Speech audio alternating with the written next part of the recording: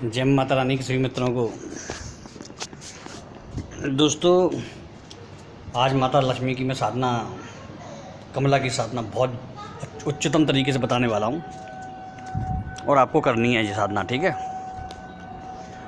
और आज आपको विशेष बात और बतानी है एक, जो इस प्रकार है कि देखिए दोस्तों, जो ऑनलाइन फ्रॉड हो रहे हैं उनसे बच के रहें आप, क्योंकि मेरे संग आए दिन ऐसा होता है कि कॉल आती रहती हैं लोगों की कि फ़लाने व्यक्ति ने आपके नाम से क्रेडिट कार्ड निकाला है, ये फ़लाना। मगर हम लोग इनके बारे में जानते हैं, तो इसलिए इन चक्करों में फंसते नहीं। तो आप लोगों को भी मैं कह दे रहा हूँ, सावधान रहें थोड़ा सा, क्योंकि इस समय कोरोना काल में फ़्रॉडों की संख्या बहुत बढ़ गई है। इतने ज़्यादा फ्रॉड हो रहे हैं आजकल के बता नहीं सकते आपको। ज़्यादातर नंबर ये जो नंबर निकलते हैं, जो महाराष्ट्र और आंध्र प्रदेश वाले निकलते हैं नंबर, मतलब उनमें ज़्यादातर यही जगह सेव रहती है नंबरों में। मैंने देखा है, ये अक्सर मैंने कॉलों में देखा है, कई तरीके के आते हैं कॉल। और कई तो ऐसे मतलब कॉल आते हैं जिसमें लिखा रहता है कि आपको इतने रुपए मिले हैं और इतने रुपए का आपका चेक आया है, और उसमें OTP वगैरह पड़ा रहता है नीचे। तो उसमें एक बार तो 25 लाख तक का पैसा तो दिखा रहा था अकाउंट में, लेकिन वो OTP खोलनी थी। तो मैं समझ गया था ये कुछ ना कुछ घपला है। और एक और बात और बताऊँ मित्रों, इन लोगों को ये भी जानकारी होती है आपके नाम, आपके अकाउंट नंबर की, और आपकी जो एड्रेस डिटेल होती है, ये सब बैंक वाले से मिल जाती है इन लोगों को। तो ये कुछ ना कुछ मिला जुला घपला रहता है, तो इन चीज़ों से आप सावधान रहें। और आज भी ऐसा ही हुआ कि आज भी कोई कॉल आई जिसमें लिखा था कि आपके नाम से क्रेडिट कार्ड, मतलब किसी ने क्रेडिट कार्ड लिया और आपका नाम दिया है। तो उन बेचारों को पता नहीं है कि वो खुद फंस गए, ये करके खुद फंस गए। वो लोग ऐसे फंस गए कि लेने के बजाय उनको अब देना पड़ेगा, ठीक है ना। तो क्योंकि मैं तो ऐसे लोगों को छोड़ता नहीं हूँ जल्दी, तो उनकी तो समझ आ गई। एक जगह से और कॉल आया था, उसने अपने उस पर एंटी करप्शन ब्यूरो लिख रखा था, तो उसका नंबर ही पुलिस को दे दिया मैंने। तो उन्होंने फ़ोन करके उसका पता लगाया, तो बिल्कुल फ्रॉड आदमी निकला वो। तो इस तरह से ध्यान रखिएगा लोगों का, क्योंकि ऐसे मामले में ना तो आपको डरने की ज़रूरत है ना घबराने की। सीधा नंबर दीजिए पुलिस में, सीधी कंप्लेंट कीजिए, साइबर क्राइम में कंप्लेंट कीजिए। साइबर क्राइम में अगर साइबर क्राइम पर एक्शन नहीं लिया जाता तो और भी सेल हैं, उनमें कंप्लेंट कीजिए आप। फ्रॉड उसमें 420 में बहुत जल्दी एक्शन होता है ऐसे लोगों पे। तो इस समय तो बहुत स्ट्रिक्ट मामला है, और मैंने तो सोच लिया है ऐसे लोगों को बख्शना ही नहीं है, कोई भी लोग हों ऐसे लोगों को, क्योंकि जो फ्रॉड करने वाले हैं उनको छोड़ना ही नहीं है। और मालूम है ये लोग पकड़े जाते हैं तो कैसे कहते हैं, मतलब अपना वो बदल देते हैं अपना हिसाब के, अरे हम तो फलाने विभाग से हैं, ऐसे। तो ऐसे लोगों पर कंप्लेंट जरूर करो, इनका नंबर भी पुलिस में दो और इनकी डिटेल निकलवाओ, कोशिश करो। क्योंकि कई लोग की सोचते हैं कि अरे नहीं जाने दो यार, क्या है, ऐसा नहीं, छोड़ो मत इनको। छोड़ने का मतलब ही नहीं बनता है, किसी को मत छोड़ो, क्योंकि जी आपसे बच जाएंगे तो और जगह फ्रॉड करेंगे। ऐसे नंबरों को आप हमेशा देखिएगा, ऐसे नंबरों पे स्पैम रिपोर्ट पड़ी होती हैं, 100 50 स्पैम रिपोर्ट होती हैं, तो उसी से नंबर पहचान में आ जाते हैं, ठीक है। तो आज भी किसी का आया था ऐसे, आए दिन मेरे पास आते रहते हैं कॉल। तो ऐसे फ्रॉडों से बचें, और अगर वो भी अगर इस चीज़ को सुन रहा होगा तो वो समझ जाएगा कि अब उसकी खैर नहीं है।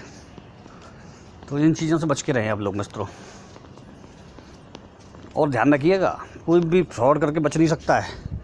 अगर वो ये सोचे कि वो अगर बाहर भी चला जाएगा तो भी फंस जाएगा, क्योंकि अब तो ऐसा साइबर युग है, अब तो ऑनलाइन मतलब मैटर है कि तुरंत वो कहीं पे भी होगा, वहीं धरा जाएगा। वो नंबर निकालना बाएं हाथ का खेल होता है आजकल, डिटेल निकालना नंबर से उसकी। तो इसमें डरने की बात ही नहीं होती किसी को भी। अगर कोई मुझे सोच रहा है कि वो किसी और नंबर से या फिर ब्लैक चोरी करके नंबर लेने से तो भी वो पकड़ा जाएगा। नंबर उसका नहीं होगा तो भी पकड़ा जाएगा। नंबर 2 में उसने नंबर लिया होगा, सिम ली होगी, वो तो भी पकड़ा जाएगा। हर तरह का आंकड़ा होता है इस समय पर। तो इसीलिए कोई ऐसी मैटर में फंसते हैं तो कोई घबराने का काम नहीं है, उनकी रिपोर्ट करिए आप तुरंत एक्शन होगा। सारी की सारी उनकी धरी रह जाएगी, चलागी, और अंदर जेल में जाएंगे वो अलग। तो चलिए मित्रों, आज मैटर शुरू करते हैं लक्ष्मी का। तो आपको देनी है साधना लक्ष्मी की। लक्ष्मी को माता कमला के रूप में भी पूजा जाता है, और दोनों एक ही विभाग हैं, लक्ष्मी और कमला। तो दोनों एक ही विभाग हैं और एक ही उसमें कामना में इनकी सिद्धि की जाती है, सर्व ऐश्वर्य प्राप्ति। तो मैं आपको एक बहुत अच्छा विधान और बहुत अच्छा मंत्र दे रहा हूँ माता रानी का, माता कमला का, ठीक है ना। महाविद्याओं में इनकी वो चलती है श्रेष्ठता। मंत्र इनके बहुत अचूक काम करते हैं। आपने जो सीख सूत्र वगैरह ये सब ये जो देखे होंगे, मतलब पढ़े होंगे, सब माता कमला और लक्ष्मी पर ही आधारित होते हैं। और माता कमला के कई प्रकार के मंत्र पाए जाते हैं। लक्ष्मी के बराबर ही माता कमला के मंत्र, क्योंकि दोनों एक ही शक्ति हैं, तो दोनों के मंत्र बराबर मात्रा में पाए जाते हैं, ठीक है। दोनों में ही बीज अक्षर श्रीम है, ठीक है ना। दोनों में ही बीज अक्षर श्रीम है और दोनों ही इसी उसमें चलते हैं बेस में। तो देखिए मित्रों, अब थोड़ा सा तो पहले तो आपको विधान देता हूँ थोड़ा सा, ठीक है ना। विधान देने के बाद आपको फिर इसका पूरा बताऊंगा कि किस तरह से मंत्र करना है आपको। और नवरात्रि में अगर आपको अर्थव्यवस्था की कमी है, वित्त की कमी है, तो नवरात्रि में आप इसे बिल्कुल कर सकते हैं बेफिक्र होकर के। आपको इसका पूरा फल मिलेगा नवरात्रि में, ठीक है ना। बेफिक्र होकर के ऐसे करें, उसका पूरा फल मिलेगा आपको। तरीका वही होगा जो मैं बता रहा हूँ आपको, सिंपल वाला, ठीक है ना। तरीका सिंपल होगा। चलिए आपको बता देते हैं। कुछ नहीं करना है आपको। एक गुलाबी रंग का, लाल रंग का या फिर पीले रंग का, दोनों नहीं मिलते तो पीले रंग का, केसरिया रंग का एक आसन लेना है। और आसन नहीं मिलता है इस कलर का कोई, तो कंबल का आसन लें। कंबल का आसन भी नहीं मिलता कुछ आसन पे, ऐसा लाल कपड़ा, गुलाबी कपड़ा या पीला कपड़ा बिछा लें कुछ आसन पर, ठीक है। या कैसा भी कोई भी वगैरह शुद्ध कपड़ा लेकर, दरी लेकर के उसको नीचे बिछा लें और उस पर ये आसन, वो ध्यान रखिए गंदी नहीं होनी चाहिए, बिल्कुल साफ़ सुथरी होनी चाहिए। उसके ऊपर ये कपड़ा बिछा लें। पानी का गिलास रख लें पास में, और पानी का गिलास रख लें। एक धूप बत्ती जलाएं और हो सके तो गाय के घी का दीपक जलाएं। थोड़ा सा कंडा रख लें पास में। कंडे के ऊपर थोड़ी सी कपूर डाल के रख दें, कपूर डाल के रख लें। और थोड़ी सी मिश्री या फिर बतासा और हाँ एक जायफल लेकर रख लें, ठीक है। और यही चीज़ सामग्री रहेगी, ठीक है। और हवन होगा नहीं, हवन लास्ट में ही होगा। ये नवरात्रि के पूरे 9 दिनों के लिए बता रहा हूँ मैं आपको। कल से शुरू कर सकते, वो 17 तारीख से शुरू कर सकते हैं आप आराम से, ठीक है ना। और 17 तारीख से शुरू करने के बाद अब इसे आराम से करें, कोई दिक्कत वाली बात नहीं है।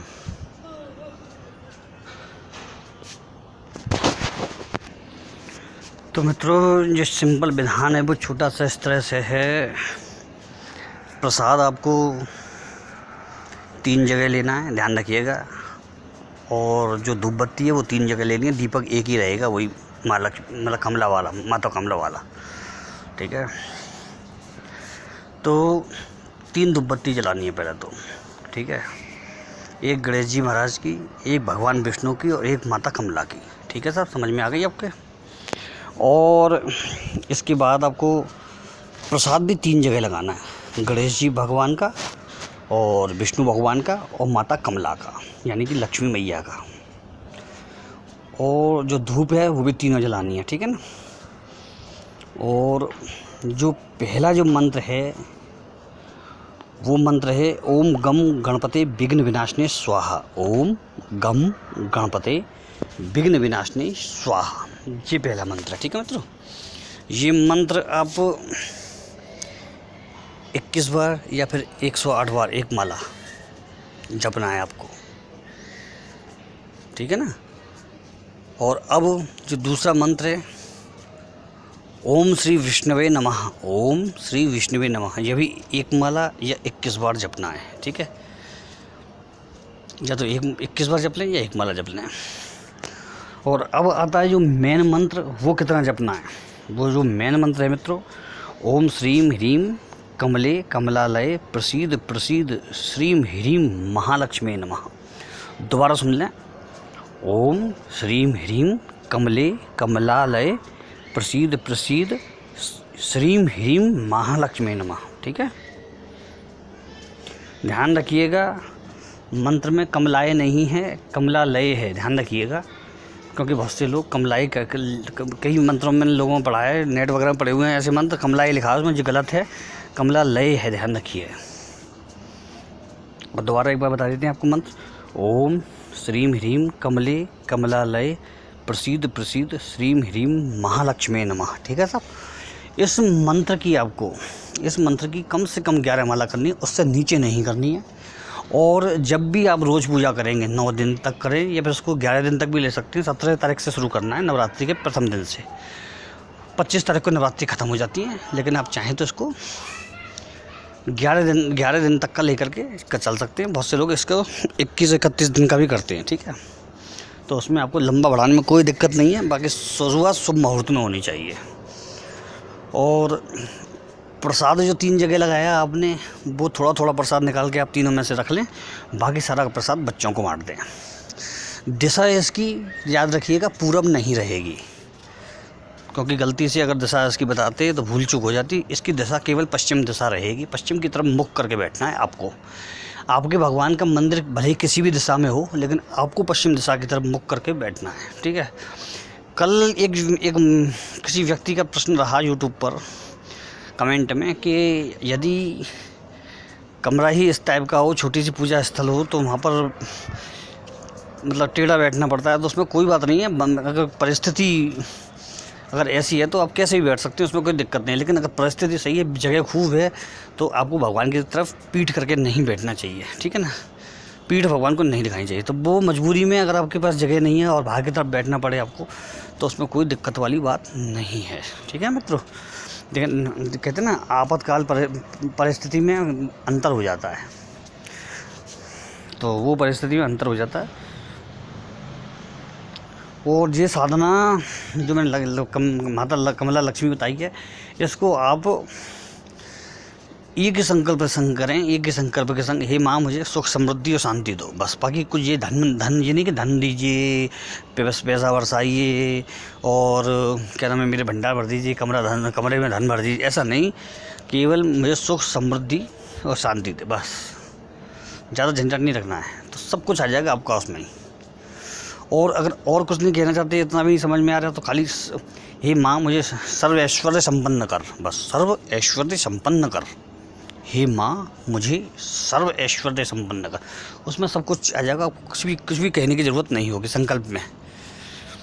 और संकल्प अगर मित्रों ध्यान रखिएगा, संकल्प कई प्रकार के होते हैं। मैं आपको पूरा संकल्प करके बताऊंगा एक दिन बैठ करके सामने। लेकिन उससे पहले मैं बता दूं कि जो शॉर्ट संकल्प होता है वो छोटा संकल्प होता है, संक्षिप्त जिसको कहते हैं हम। ठीक है ना, जो इस प्रकार के होता है कि हे माँ मैं अमुक कार्य हेतु, मैं सुख समृद्धि हेतु माता लक्ष्मी कमला लक्ष्मी की मैं पूजा कर रहा हूँ। और केवल कमला बोलते हैं, लक्ष्मी बोल सकते हैं, इसमें कोई दिक्कत नहीं है। मैं पूजा कर रहा हूँ, इस पूजा का फल मुझे प्राप्त हो। मैं अमुक यानी कि मैं इतनी संख्या में माला नित्य प्रति करूँगा, या फिर कुल टोटल इतने जाप करूँगा। ठीक है। और ये जाप मैं आपको तात्कालिक रूप से समर्पित करता रहूँगा, या तो तत्काल करें या फिर बाद में।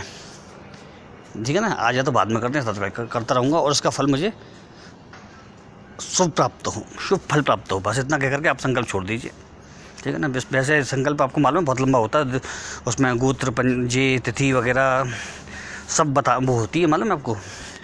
कौन से बार में, कौन से वासरे में कर रहे हैं आप, और जो अपने जो देश का वो है, अपने शहर का वो है, फलाने वासरे, रवि वासरे या फिर गुरु वासरे, ऐसे में सब चीज़ होती है। तो वो सब नहीं, वो जटिलता आ जाती है ज़रा। ठीक है, हर व्यक्ति नहीं कर सकता है, ज़्यादातर कर सकते हैं लेकिन हर नहीं कर सकता। तो वो संकल्प लंबा होता है, वो बताता नहीं मैं लोगों को। ये साधना मैंने आपको एक ऐसी चमत्कारी साधना बता दी मित्रों कि समझ लीजिए, पूछी मत। और याद रखिएगा, इसमें बिना रोरी का टीका किए मत बैठना, साधना निष्फल हो जाएगी। बिना रोरी का टीका किए मत बैठना। जो भी आपके गुरु हैं, जिनको भी आपने गुरु मान रखा है, उनको इस साधना की दक्षिणा अवश्य देना। ठीक है, क्योंकि नवरात्रि की साधना है। नवरात्रि, होली, दीपावली, ग्रहण, इनकी साधनाओं में गुरु को दक्षिणा अवश्य देनी चाहिए। कोई भी गुरु हो सकते हैं, आपके मंदिर के पुजारी हो सकते हैं, जो कोई भी आपके जिसको मानते हैं, जो अघोरी गुरु हो सकते हैं, कापालिक हो सकते हैं, साधु हो सकते हैं, संत हो सकते हैं, पंडित हो सकते हैं, कोई भी हो, उनको दक्षिणा आप अवश्य दें। उसके बाद ही इस साधना को उठाएँ। ठीक है ना, तो उसका फल अवश्य मिलेगा, क्योंकि लक्ष्मी या समृद्धि के लिए की जा रही है। तो साधना में कोई कठिनता नहीं आएगी, ये भी पक्की बात है। कोई भय अनुभव नहीं होगा, कोई दशाबंधन नहीं है। आपको शायद अभी तक ये ज्ञात नहीं होगा मित्रों कि जो ऐसी साधनाएं होती हैं जिनमें सौम्यता होती है, जिनमें समृद्धि के लिए कामना की जाती है, इसको शांति कर्म कहते हैं। पुष्टि कर्म और शांति कर्म। लक्ष्मी की जो साधनाएं होती हैं पुष्टि कर्म में होती हैं, और जो बाधाओं की शांति या फिर अपने ग्रह की शांति, ये शांति कर्म में होती हैं। ठीक है, तो मारण, मोहन, उच्चाटन, विद्वेषण, स्तंभन, ये सब अलग अलग होते हैं। शांति कर्म, इस तरह से बहुत तरह की चीज़ें होती हैं। तो इसमें शांति कर्म पुष्टि कर्म में ये आता है। ठीक है, तो ये पुष्टि कर्म आप करें और भगवान आपकी सब मनोकामनाओं को पूरी करे। जय माँ भवानी और जय माता रानी की।